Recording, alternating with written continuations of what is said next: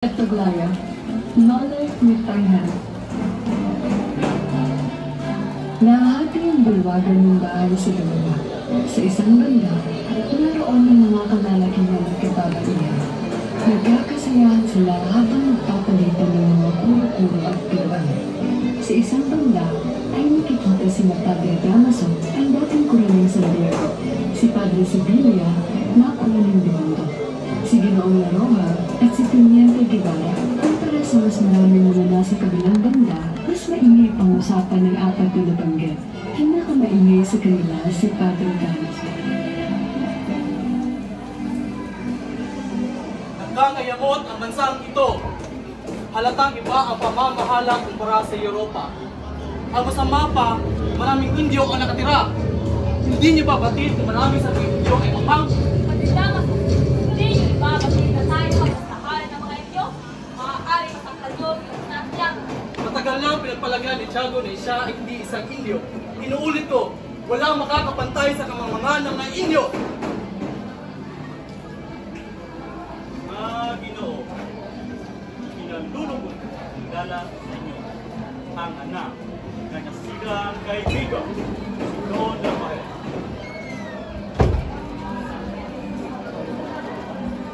Siya si Juan Crisostomo Ivan. Galing siya ng Europa. Sinundo ko siya galing sa kanyang pagkakas. Inululugod ko pong makilala kayong lahat. Aba, Padre Damaso, ang kura ng San Diego. Kinagagalak ko kung makita nila ang pinakamatalik na kaibigan ng aking ama. Mukhang nakakagulo. Magpatawad niyo, Reverensya.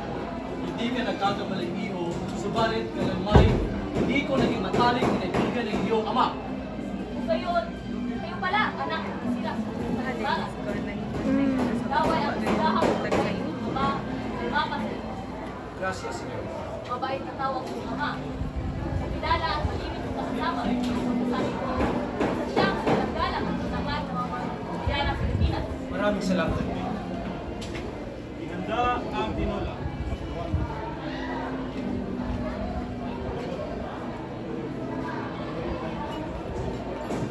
Pilipara, kumalas ng istoryo mga malagi sa ibang bansa. Ano ang nakakalagang bagay na natutunan nyo? Kalayaan o pagkakaalipin ng bayan na nagdidikta sa kasaganahan na ito.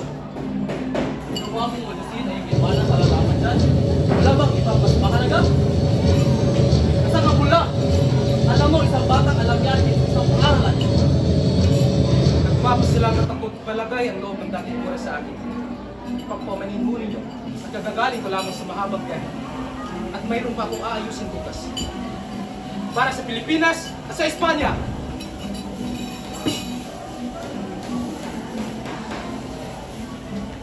Huwag ka muna ako. Bibisitahin ko na lamang sa bukas. Sa ngayon, mayroon muna akong malagang kakatapuin. Muchas gracias, Teniente. Makita niyo, ganyan ang nangyayari ng kabataang pinapadala sa Europa. Nagiging matapang at mapaghusga. Kaya pagbawal ang pagpapadala ng kabataan sa Europa.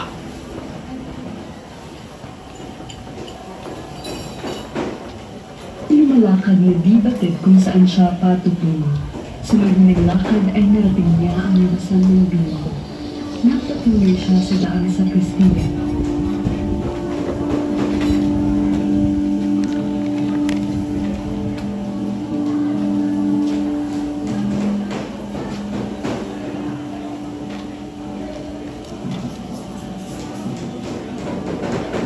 Senyor Ibarra, Teniente, kayo pala. Inulat niyo naman ako. mag-iingat ka, senyor. Mag-aral ang kiyas ng ama. Ang pagpamanin mo ninyo. Ngunit mataas sa wari ko ang pagpapahalaga ninyo sa aking ama. Maaari ko bang malaman kung bakit ganoon ang pagpapalaran? Bakit? Di ba ninyo alam? Tinanong ko na kay Don Santiago. Ngunit baka kung bukas siya sasabihin niya. Ay, alam mo ba kayo? Palagay ko, tulad ng palagay ng lahat. Matay siya sa pansin.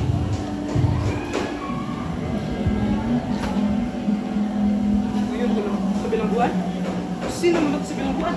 Sino ba? Ang inyong ama. Hindi ako pwede magkamali. Ang iyong ama ay namatay sa loob ng ilang buwan dahil sa kastilang ulit-ulit. Nakapagdaan niya ang mga bata. At nakita yun ang iyong ama. At pinagsipiling sabihan. At sinugod ang puglador. At siya ay tinatawag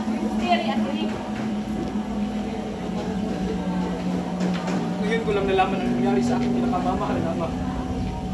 Napakalupit ang nangyari sa aking ama. Patawad. Ngunit kailangan ko ng umalis. Mauubayan ko na lamang na nagpapayag ko ang ibabang pamilya.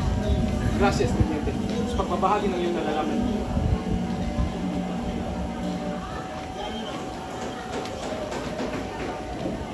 Umagahan, nakikita si Maria Clara na nakaupo sa isang silyon katabi rin sa bintana, abala sa pagbubuta. Bakas sa kanyang kilos na may hinihintay siyang bisita.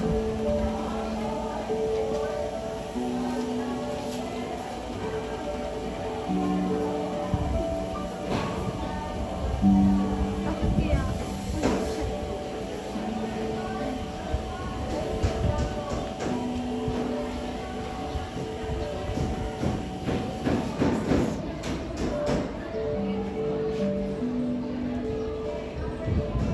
Magandang umaga, ESL. Magandang araw rin sa Luigi. Nandiyan po ba si Maria Clara? Halika muna ito. Maupo ka muna. Wala ang ginagawa mo. Maria? Nandito na si Crisostomo.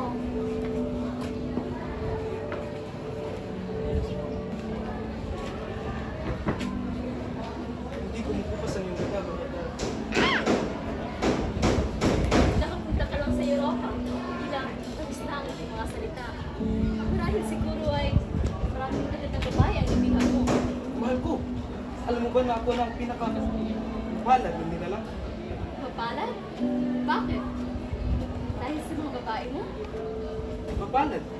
Dahil pinagpasya ng ating magulang na ako'y ikasal sa pinakamagandang babae. Ngayon, masarap.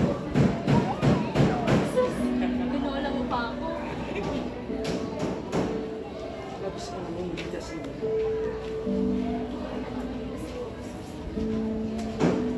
Patawarin mo. Dahil kailangan kong umuwi bukas sa San Diego. Dahil bukas ay araw ng mapatay. At kailangan ko lang hanggang sa mga. Sandali. Ialay mo ito si Mama. Maraming salamat po. Paalam. Mahal ko gusto mo.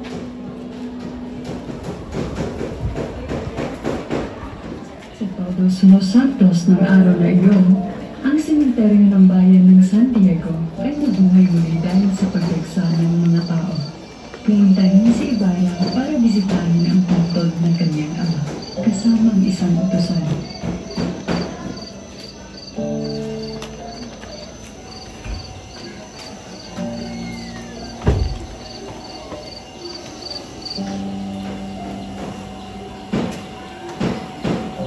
Alam niyo ho ba ang kinalalagyan ng puto sa aking ama? Opo, senyorito. Tinamnan ko mo ito ng halamang na derpa at nilagyan ng malaking krus upang hindi mo ito makalimutan.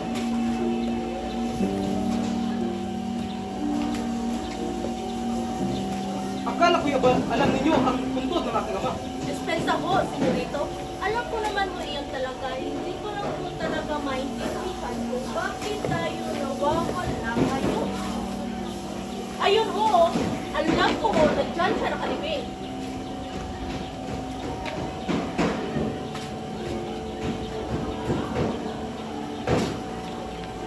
Tanong mo doon sa sekretarya kung bakit ganyan ang puntod. Mawalang galang na.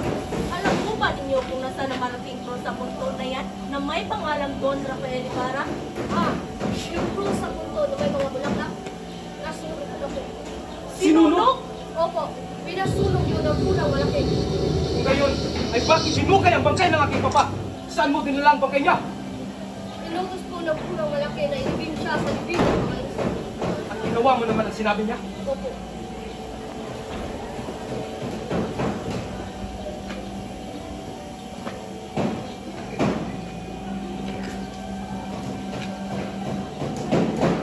Ikaw! Gumawa ng ganun palapastangan sa aking ama. Kung ano man iyon, ngayon pa lamang sinasabi ko sa iyo na wala akong alam tungkol sa sinasabi mo. Kung hindi ikaw, sino? Sigurado ako kung hindi ako ang hinahanap, kundi ang pinalitan kong kora na si Padre Damaso. Padre Damaso.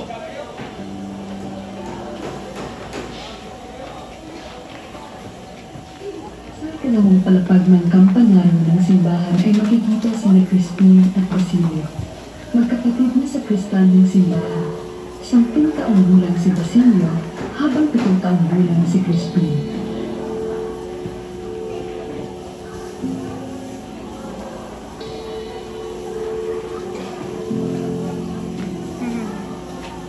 Pahinga naman tayo, Papa. Kanina pa tayo tumutunog ng kampana. Hindi ba pwede? Kapagalitan na yun ang sista ngayon. Oo nga pala. Ilan na pala si Silvino ngayong buwan? 2 reals na lamang kayo. Baka naman, pwede mo na bayaran yung sinasabi lang ninakaw kong ginto sa simbahan. Sige na, para hindi na sila manggulo at makauwi na ako. Dalawang multa na ang inagod ko ng sista ngayon. At ang sinabi niya ang ninakaw mo ay 2 sa nagito. 2 reals yun. Kung bagay 2 kamay, hindi na sasapat ang sweldo ko sa inyo.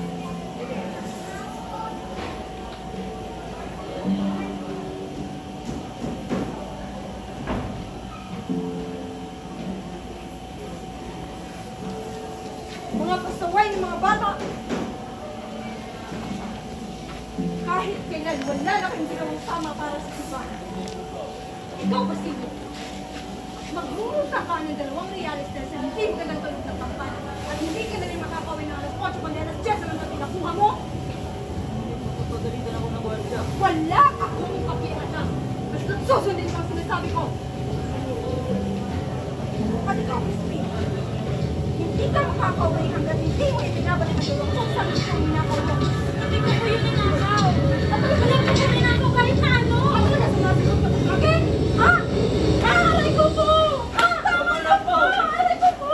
Tama na po, bahay!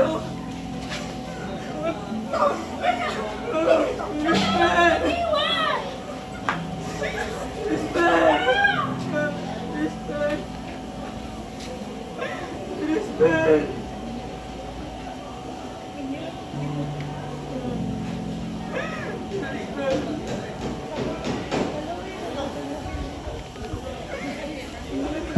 Sa labas ng bayan ay makikita ang maliit na dangkano na sisa.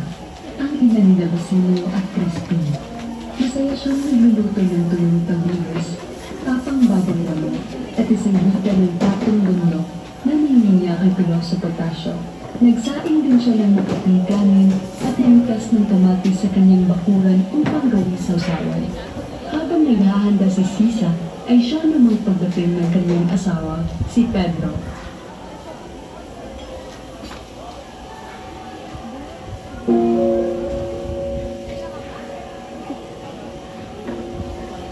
Nagugutom ako, Sisa. Aba, sarap ng hinain mo ah. Katikim nga. Ano? Ano sinabi mo? Alis na ako. Hindi mo pa lang bakit tayo pagdating ng mga anak ko. Alam ko ay kasi ng araw. Ganun ba? Ipagpiling mo ko ng 1 reales. At huwag mo kong at bibig. Ano yan? Ipiling mo yan sa akin.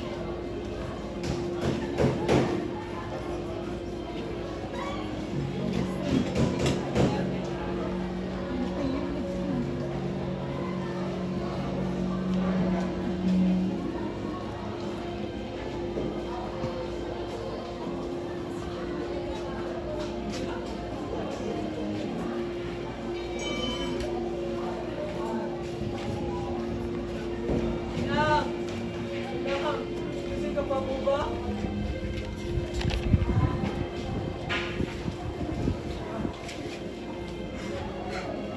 Basilio! Ano nangyari sa'yo? Bakit ka umiyak? Bakit ka sugatan anak ko? Mas po si Pimentor na takot na takot po ako. At si Crispin po. Ano? Ano nangyari kay Crispin? Naiwan ko siya sa Pimentor na at hindi ko siya pwede makauwi. Napapunta ko siya ng nakaw. Ano? Nakusahan ang anak ko, si Crispin! Dahil lang ba sa mahirap tayo? At kailangan natin magdusa ng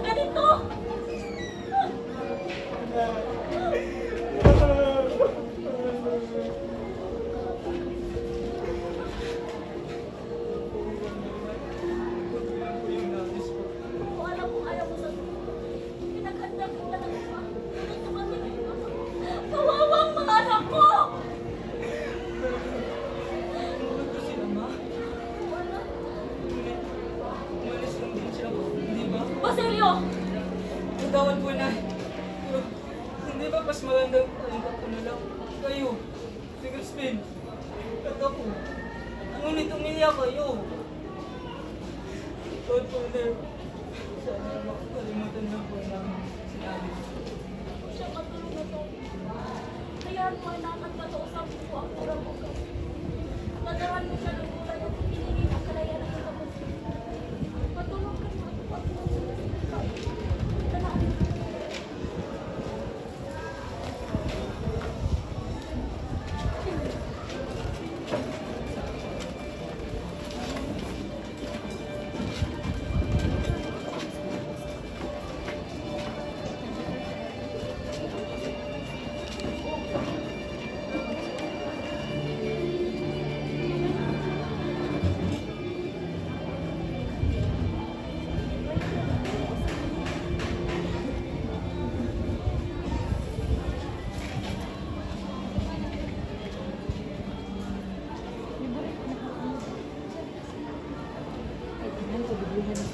Tao po. Sino kayo? Ako po si Silva, ang ina ng sakrista na si Crispin.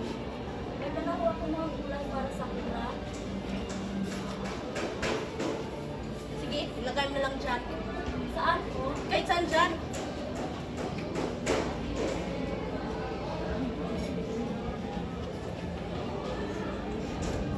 Maaari po ba makausap ang kura? Hindi maaari. May sakit ang kura. Kung kayo ay makausap ko lamang ang anak ni si Crispin, huwag ka na magkaila pa. Alam naman nating lahat na si Crispin ay nasa inyo ng bahay. Si Basilio po ang nasa bahay ng si Crispin ay naiwan po ito dahil sa nang makita. Naiwan nga, ngunit umalis din pagkatapos magnakaw ng maraming bagay.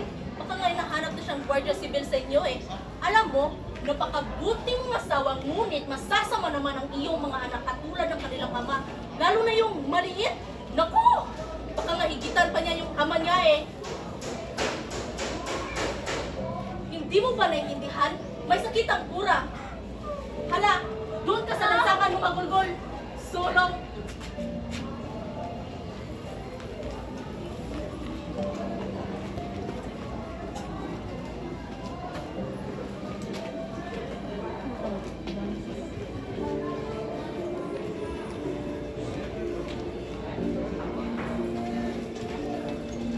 Basilio! Crispin! Mga anak ko! Nasaan na kayo? Basilio! Crispin! Nandyan ba kayo? Nanang tayo! Nakita mo ba ang mga anak ko? Basilio! Crispin! Basilio!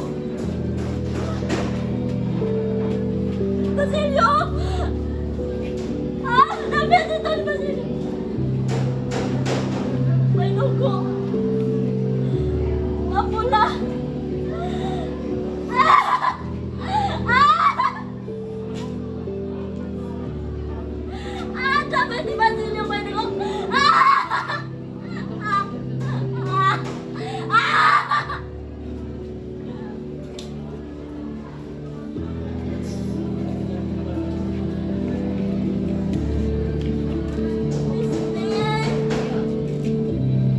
Basilio!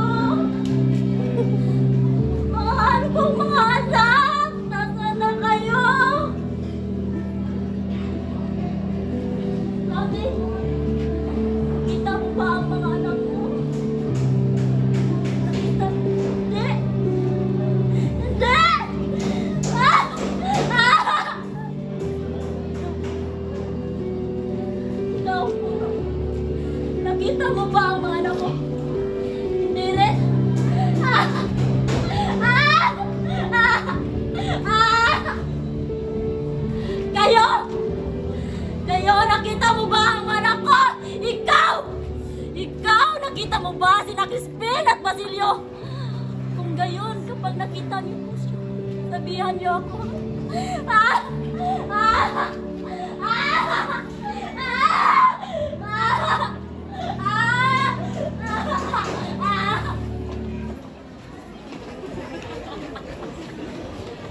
Naglalakad na patungo sa lawa ang mga magkakaibigan. Kadalagahan kasama ang kanilang mga ina at mga tiyahin. Kasama ang mga patulong na babae na may dalang baong pagkain at kagamitan para sa pipin. Sinaway sila Tia Isabel sa kanilang kaingay.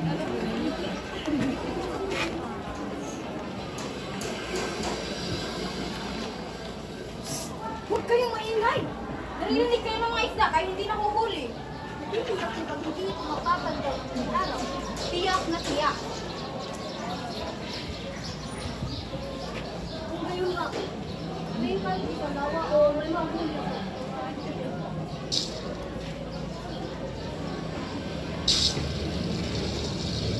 Buhaya! Buhaya! Ano sabi mo? Ay sabi ko may buhaya na kulong. Sino ang pinatang iyon?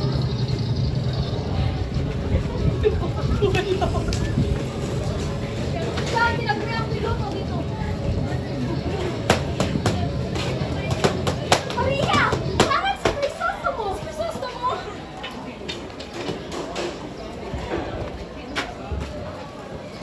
Wow, hero ka.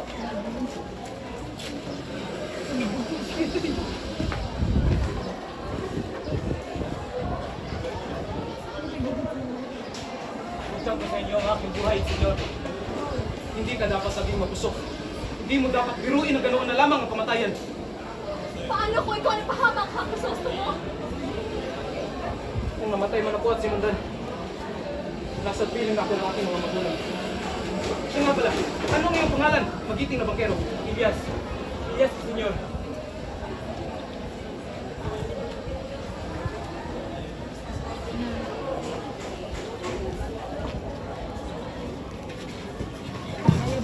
Sa isang malaking hapagkainan, nananalian sila Crisostomo, Maria Clara at iba pang mga panauba. Pagkatapos magawa ang buong paaralan, ay isang tigil ang naihanda na dinaluhan ng mga maraming taga-alta di sosyedad. Nag-uusap ang alkalde at si Ibarra. Pinuputuli ang ipinaukol ng alkalde sa kausay, habang sumimangot at nagpasal sa kanya si Padre Damaso.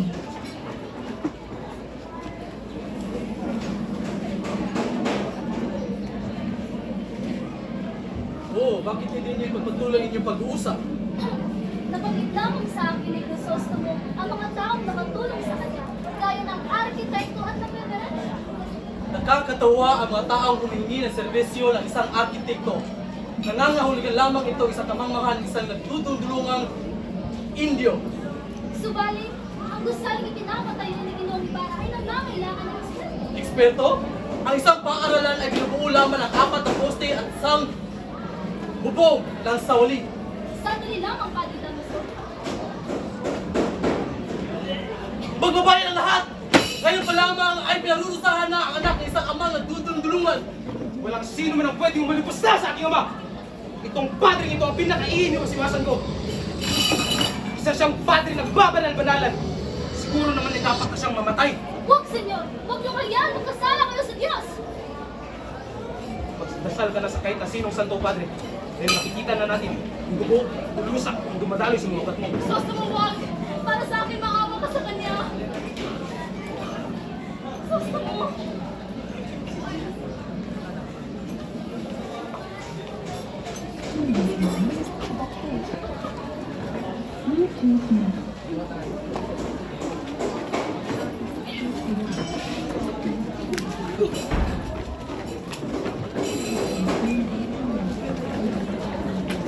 At nagkakaroon ng dalawang renta sa mahabang pangalang nagkakaroon ng kapitera. Sumusuporta sa dalawang ako ay nagsama ang mga lahit ng santo.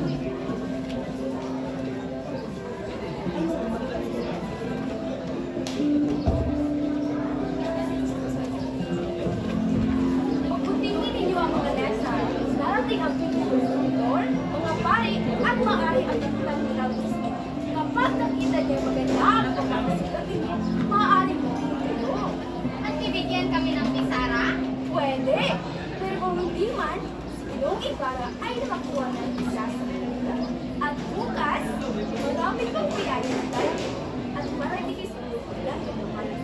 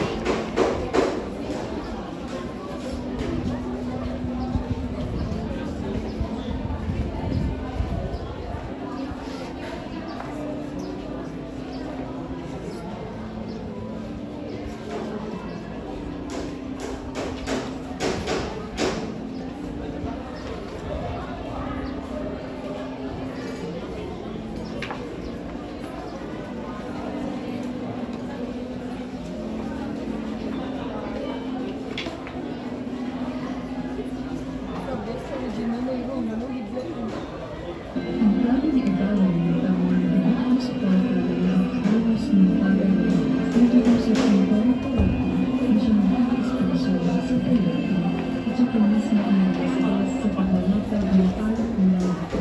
Isang sinunod at gagawin sa huling araw ng pista.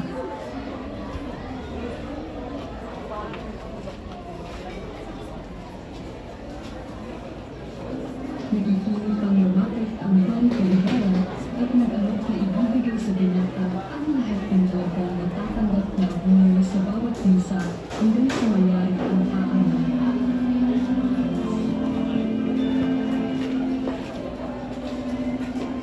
Hindi tayo makaiilak sa paramihan. Hindi naman ako napakamayaman para gastusan ang inyong mabubugol. At saka, hindi ito isang simbahan. At isa pa, hindi ko naman ipinapangakong itatayo ko ang paralang ito sa gastos ng iba. Ginoong Ibarra, alalahanin mo ang sinabi ng ating dakilang Makatang Baltasar na kung isalubong sa iyong pagdating ay masayahin mukat, may pakitang giliw, lalong kaingatan, lihig na kaaway.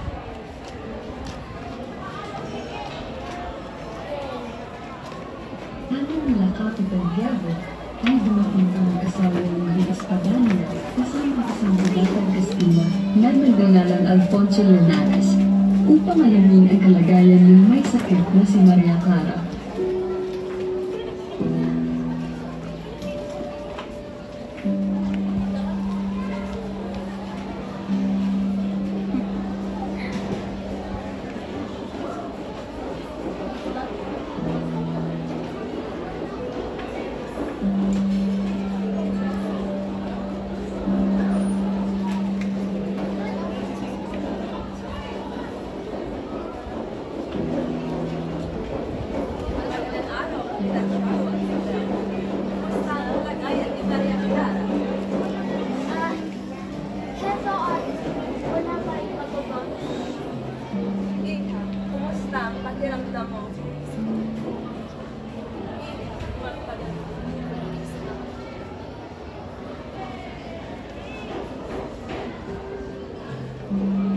Doña Victorina, siya ba si Maria Clara? Siya'y napakaganda. Maria Clara! Iyaw, ano sa kung siya? Victorina! Sino yung kasama mo? Sa totoo lang, kanina ko pa po siyang gusto ikakilala sa iyo, Andres. Kaya nga pala si Alfonso Linares, ang inaalam ng iyong bayaw. Nandito siya upang maghanap ng makakasama. Na mapapangasawa? Aba, madali lang yan!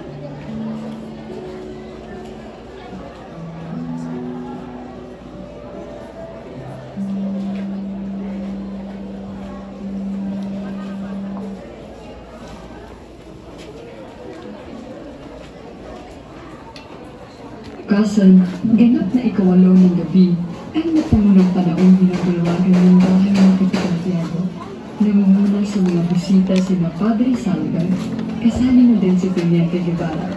Nagpahuli ng dating sila Doña Victorina at Alfonso sa paniniwalang sila'y importanteng tao. Sa ampukan ng kalalakihan, ang usapan ay tungkol sa paglipat ng pura sa Manila.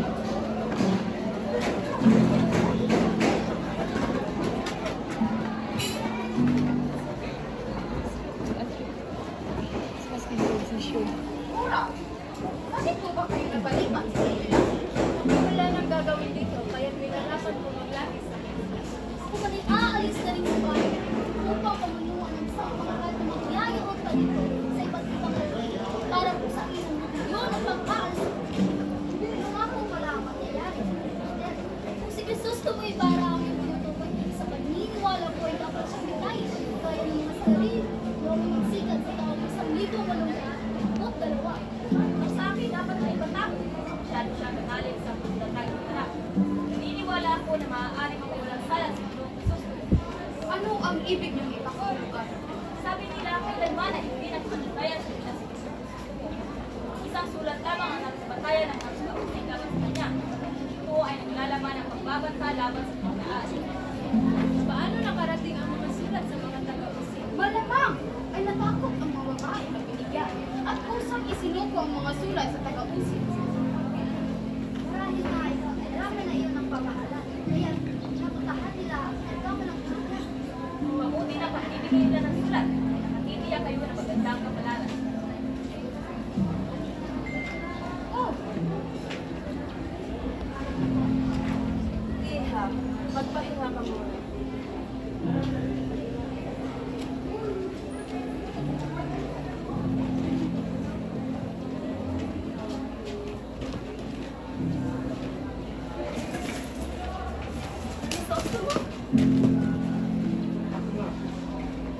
Narito ako ng pagpapahiling para sa iyo. Bagaman, ikaw ay hindi tumupad sa aking sumpaan. Tumalit ka sana sa akin ang nabasa. Hindi ko rin na ama. Nilalang ang ama ko sa iyo. At dahil dyan, hindi ko na sa akin. Hindi nabubunyag kasi kwento ng aking ina. At nasisirang reputasyon ng aking pinitilaan ng ama. Kailangan mong katibayan. Ito ang nakakisas na mo. Ngunit sinabi ko pa rin ang iyong sulat sa sulat ng aking ina para may gago ang aking lalihim. Bakit kaya ko ba ang bakit? Sipang ang Maria.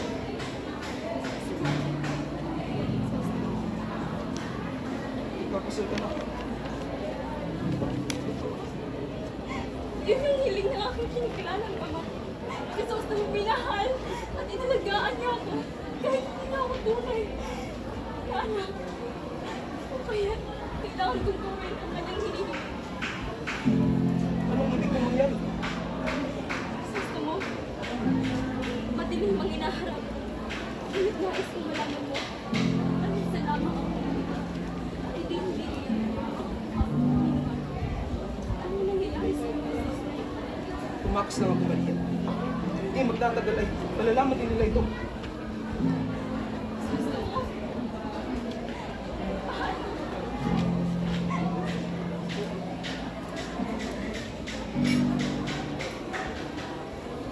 Ayaw niyang iwan ang kasintahan, ngunit kailangan na niyang umalis. Nagbalik na siya sa bangka kung saan naghihintay si Elias para itakas siya.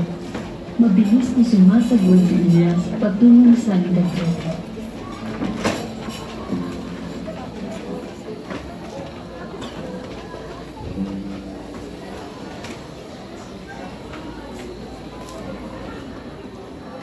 Dadalhin ko kayo sa isa sa mga kaibigan ko sa Mandaluyong. Ihahatid ko ang salapinyo na itinago. Magamit ko yun para kayo ay makapangibang bansa. Mga ibang bansa. Oo. Sa ibang bansa, senyor, ay makakapamuhay kayo na tahimik. Marami kayong kaibigan sa Espanya. At pagka kayo ay matulungan para kayo ay mapatawad. 2 beses man iniligtas ang buhay ko, Elias. Sa kabila ng nangyari sa iyong angkan, sa aking angkan. Marapat naman siguro na ibalik ko ang inyong yaman na nawala. Hindi ako magiging maligaya sa ibang lupain, senyor. Dito nais magtiis at mamatay. Ngunit bakit pinaalis ninyo ako? Hindi niyo ako nauunawaan, senyor. Naniniwala ko na iniibig ng ating sariling bayan. Sapagkat wala pa kayong pinaranas ng hirapan. Sila ay pinanigan. Ngayon ay tinutugis na nila kayo at itinuturing ng away. May katwiran kay Elias. Isa kong taong maayon sa takbo ng panahon. Malinaw na sa akin ngayon na ang bayan ay may nabubulok na sakit at kailangan ng panlunas. Natuklasan nila ating pagtakas. saan kayang galing? Sinasunan ko po ng damo, ang kora, at ang bukog sa Manila. Sige, maaari ka nang pumasok. Huwag ka lamang magpasok ng mas kinasino sapagkat may isang bilanggo nakatakas. Paano ko ba siya makilala? Mahusay pagsalita ng Kastila, kayo raw kang makakatuwag. Sige po, salamat sa inyo.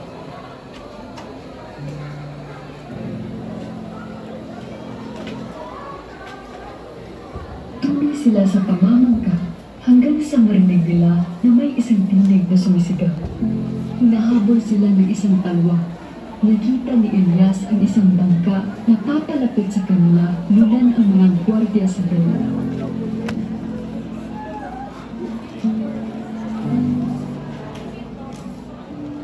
Crisostomo, mahuhuli tayo. Kayo na po mamangka. Ako na po ang tatalon ako at ililigaw ko sila. Huwag kang umalis, Elias. Lumaban na lang tayo. Wala po tayo sa data. Magkita na lang tayo sa Noche Buena. Sa Ninuno. Hindi ko na.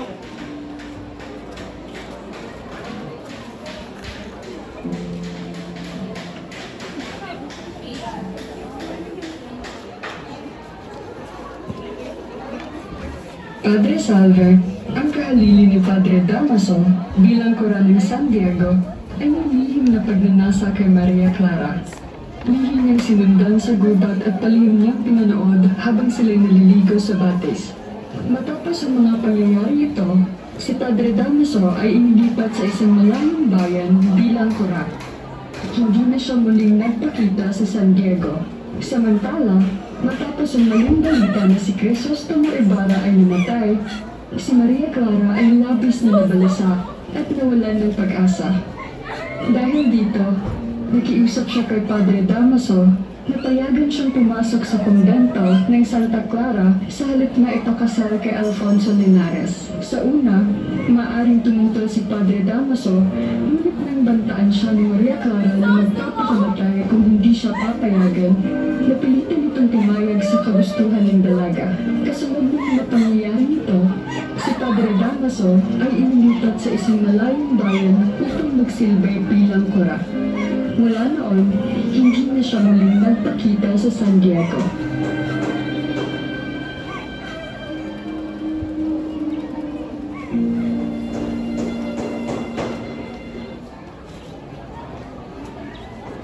Samantala ay nakauwi na sa bahay si Basilio at dinatnan, iyong sira-sira at wala ang iba.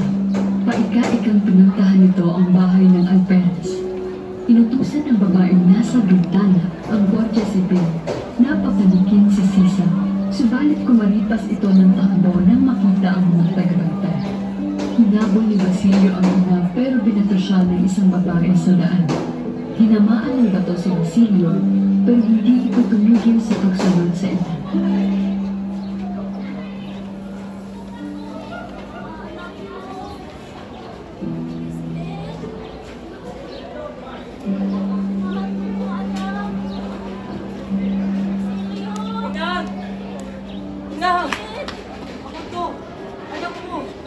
Hindi! Ikaw si Basilio!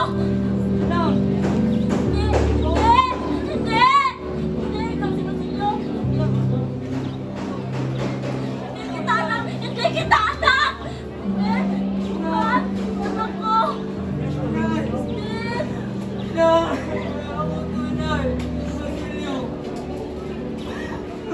Anak ko! Anak ko!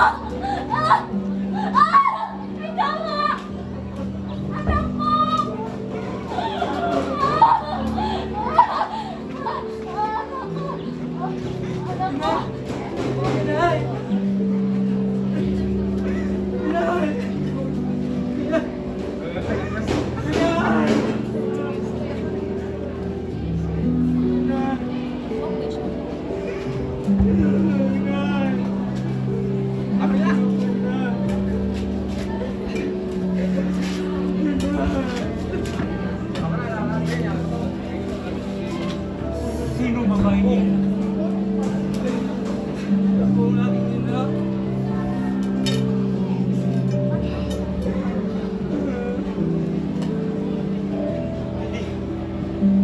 Hindi magtatagalan. Mamamatayan ako. Sunugin mo ang pagkain ng iyong ina. Pagkain mo rin ang ginto na binaon ko. Hariin mo yun at gamitin mo yun sa pag-aaral. Mamamatay ako hindi ko manlabang na silayan ang mukhang liwayway ng ating tambayan. Kayo na makikita. Huwag niyong kalimutan ang nalugmok, ang nagrusa sa hilitan.